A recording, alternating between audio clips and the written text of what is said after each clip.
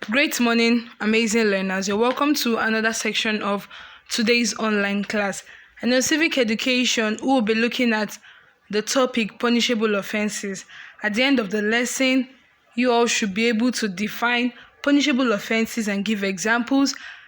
You all should be able to mention the names, the types of crimes in Nigeria, and be able to differentiate them, and also mention punishment for breaking laws.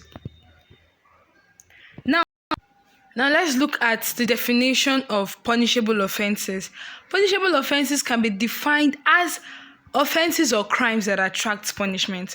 Different punishments are usually served depending on the crime committed. Punishable offenses are offenses or crimes that attract punishment. For example, in the school setting, we have rules and regulations which, when violated, attracts punishment. So whenever you violate a rule, it is called a punishable offense and it attracts punishment. Now we have examples of punishable offenses in Nigeria. Examples are murder, drug trafficking, rape. We have so many of them, human trafficking, so many offenses that attract punishment. In Nigeria, punishment for breaking the laws are recommended by the court according to the crime or offense an individual must have committed. In our country today, it is the courts that gives final judgment on the kind of punishment that should be given to a person for breaking a law. Now, a crime may be civil or criminal. Let's look at the types of punishable offenses. Number one, we have criminal crimes.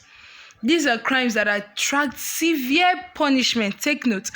These are crimes that attract severe punishments like imprisonment and death sentence when found guilty by a court of the law.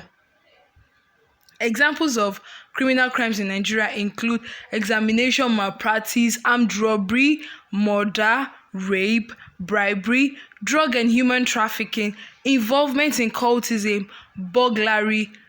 These are crimes that attract severe punishment like life imprisonment, 20 years imprisonment, and sometimes death sentence, depending on how grievous the offense may be. For someone involved in murder, the person can be sentenced to death by hanging. Now let's look at the second one, civil